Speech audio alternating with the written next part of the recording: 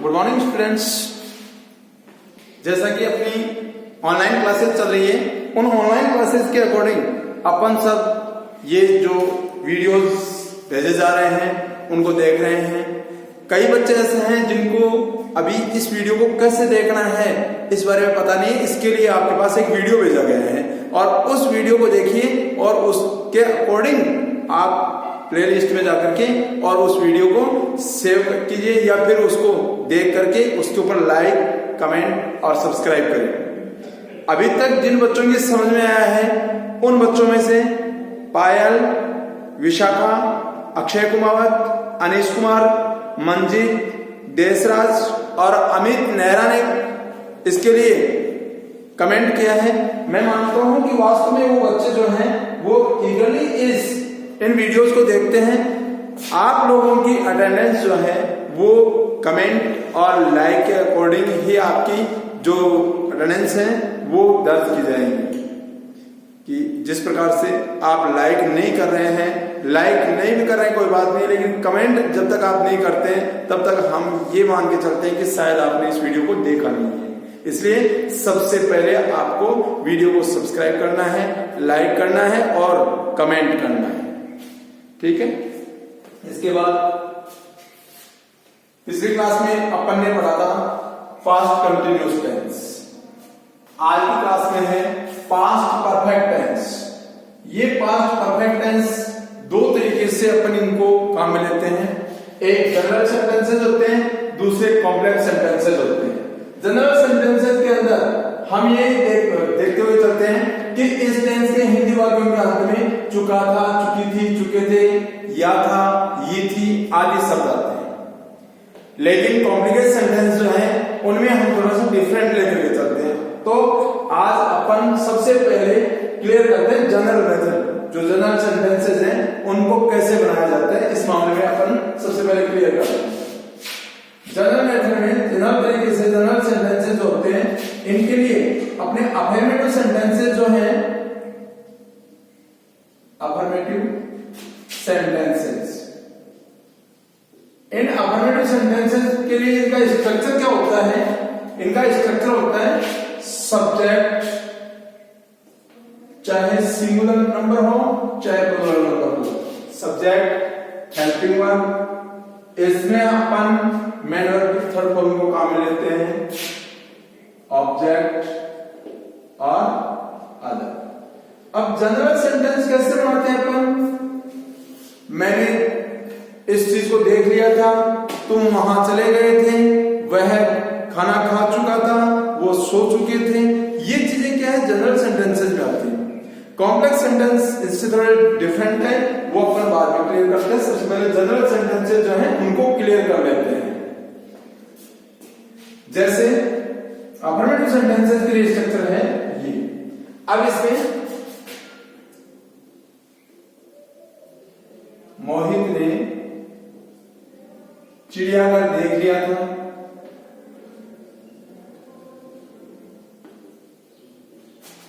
मोहित ने चिड़ियाघर देख लिया था, या मोहित चिड़ियाघर देख चुका था। एक बात है, या था, ये थे, चुका था, चुकी थी, चुके थे आदि शब्द आते हैं। तो मोहित चिड़ियाघर देख चुका था या मोहित ने चिड़ियाघर देख लिया था। तो सब्जेक्ट कौन है? मोहित। यहां इंपॉर्टेंस ये नहीं है कि सब्जेक्ट सिंगुलर नंबर है या प्लूरल नंबर, चाहे सिंगुलर नंबर हो चाहे प्लूरल नंबर हो, हेल्पिंग वर्ब जो है वो हैड आएगी। मोहित हैड, मेन वर्ब की थर्ड फॉर्म सी, सा, सीन, सीन, देन जू। हमने गृह कार्य पूरा कर लिया था,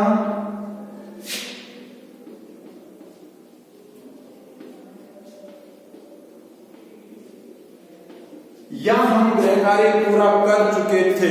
हमने गृह कार्य पूरा कर लिया था या हम गृह कार्य पूरा कर चुके थे। तो we had completed the homework. We had completed the homework. और तुमने या तुम तुमने एक अध्याय क्या करोगे, तुम एक अध्याय याद कर चुके थे।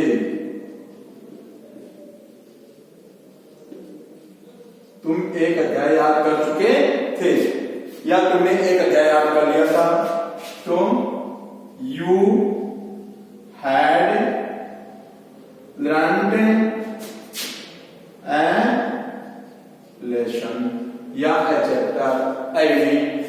ठीक है, तो इस प्रकार से जो जनरल सेंटेंसेस होते हैं उनके अंदर अपन को ज्यादा लंबा चौड़ा नहीं होता है, इस प्रकार से सेंटेंसेस आते हैं और उनको subject, helping verb, main verb और ऑब्जेक्ट उसके साथ आधार कोई कॉम्प्लीमेंट या एडवर्ब आते हैं तो उसके अकॉर्डिंग अपन क्लियर कर देते हैं। इसी के नेगेटिव सेंटेंसेस जब अपन पढ़ते हैं तो नेगेटिव सेंटेंसेस में वो ही बात है जो अपन शुरू से पढ़ते आ रहे हैं, इसमें कोई ज्यादा बड़ा बदलाव नहीं होता है, इसमें केवल नोट का प्रयोग करना होता है। इसका स्ट्रक्चर है subject, helping verb, not, main verb, object और अदर। कोई बड़ा बदलाव नहीं है, केवल नोट का प्रयोग किया और नोट का प्रयोग कब होता है, हमेशा हेल्पिंग वर्ब और मेन वर्ब के बीच में।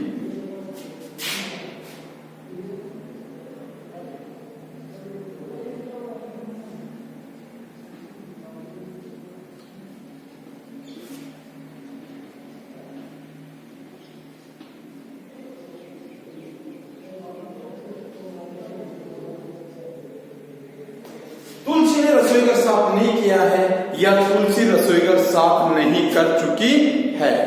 तुलसी ने रसोई घर साफ नहीं किया है या तुलसी रसोई घर साफ नहीं कर चुकी है।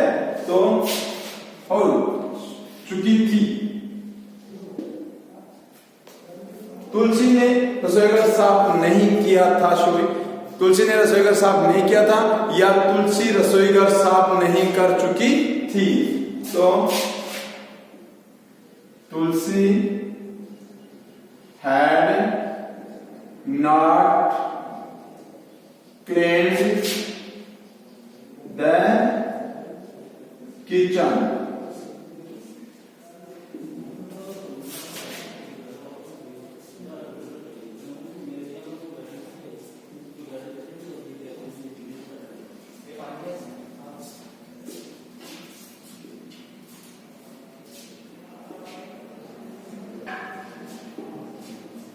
तुमने मोहित को एक पेन नहीं दिया था या तुम मोहित को एक पेन नहीं दे चुके थे।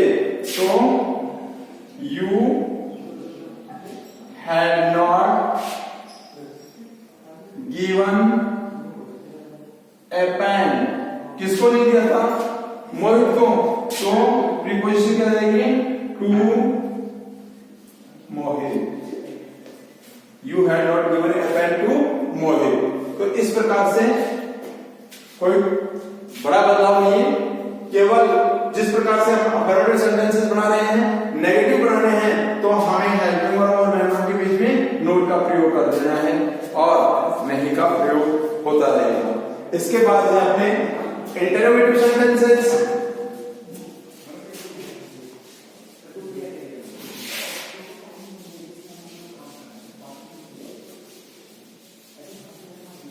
इंटरोगेटिव सेंटेंसेस बनाने के लिए अपन क्या करते हैं, इंटरोगेटिव सेंटेंसेस के लिए शुरू से जो चलता आ रहा है उसी बेस पे चलना है। और शुरू से अपन क्या किस प्रकार से चलते आ रहे हैं, शुरू से चलते आ रहे हैं कि यदि हमारा हिंदी वाक्य क्या शब्द से शुरू है तो हम उसको इंग्लिश ट्रांसलेट करते समय हेल्पिंग वर्ब से शुरू करेंगे। तो यदि हमारा हिंदी वाक्य क्या शब्द से शुरू है तो यहां हम हेल्पिंग वर्ब को पहले यूटिलाइज करेंगे, उसके बाद subject, main verb, object, complementary या एडवर्ब और इंटरोगेटिव मार्क।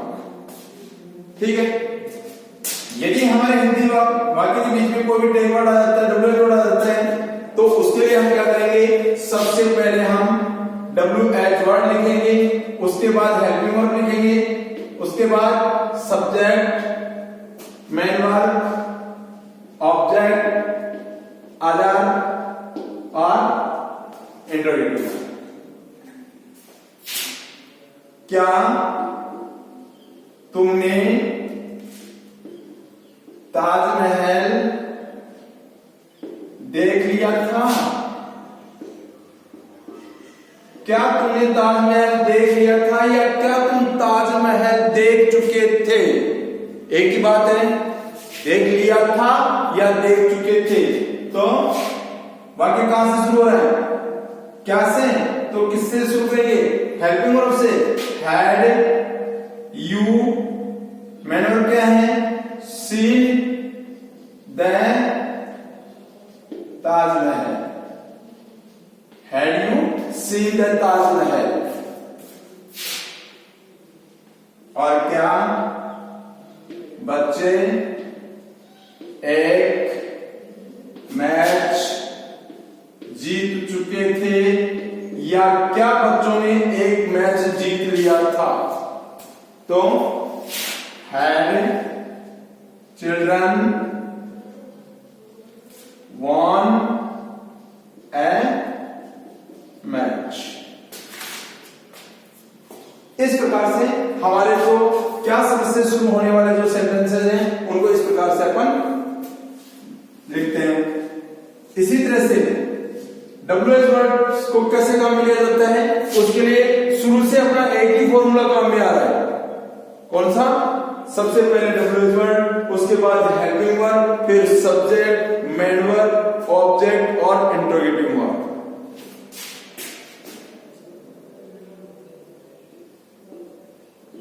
रमेश ने तुम्हें क्या दिया था या रमेश तुम्हें क्या दे चुका था? रमेश ने तुम्हें क्या दिया था या रमेश तुम्हें क्या दे चुका था? बेटा क्या यहां भी आया है और क्या यहां भी आया है? क्या डिफरेंस है? क्योंकि यहां क्या जो है वो वाक्य के शुरू में आया है, यहां क्या वाक्य के बीच में आया है। तो यहां क्या करेंगे अपन? WH वर्ड का प्रयोग करेंगे और उसके लिए क्या हो जाएगा? What had Ramesh given you? What had Ramesh given you? Ramesh ने क्या दिया था या रमेश ने क्या दे चुका था? और तुम रविवार को कौन सा मैच जीत चुके थे? तुम रविवार को कौन सा मैच जीत चुके थे? तो कौन सा match? Which match? Which match had you won on Sunday. तो इस प्रकार से अगर हमारे हिंदी वाक्यों के बीच में कोई टैग वर्ड आता है तो हम उनको WH वर्ड से शुरू करेंगे। अगर हमारा हिंदी वाक्य क्या शब्द से शुरू होता है तो हम उनको हेल्पिंग वर्ब से शुरू करेंगे। और इसके बाद इसके negative interrogative sentences, negative interrogative sentences के लिए या इंट्रोगेटिव नेगेटिव सेंटेंसेस के लिए इसमें भी कोई ज्यादा फेरबदल नहीं करना होता है। इसमें भी कोई लंबा चौड़ा फेरबदल नहीं करना होता है। इसके लिए क्या करना होता है? नेगेटिव इंट्रोगेटिव या इंट्रोगेटिव नेगेटिव सेंटेंसेस वही में स्ट्रक्चर है इसका। यदि हमारा हिंदी वाक्य क्या शब्द से शुरू होता है तो अपन जो present simple past present continuous present perfect continuous आदि में अपन पढ़ते आए हैं। इसमें क्या होगा? वही स्ट्रक्चर है, had, subject, not, main verb, object, other और इंट्रोगेटिव। यदि हमारे टैग वर्ड आ गया तो WH word, helping verb, subject, not, main verb, object, other और इंट्रोगेटिव, ये चीजें हमें क्या फर्क है, केवल नोट का प्रयोग हुआ है, बाकी का स्ट्रक्चर तो इंट्रोगेटिव वाला ही है। इसलिए क्या रजनीश एक उपन्यास नहीं पढ़ चुका था, या क्या रजनीश ने एक उपन्यास नहीं पढ़ा था, तो had Rajneesh not read a novel. ठीक है, ये तो हो गया इसके अकॉर्डिंग। और मुनेश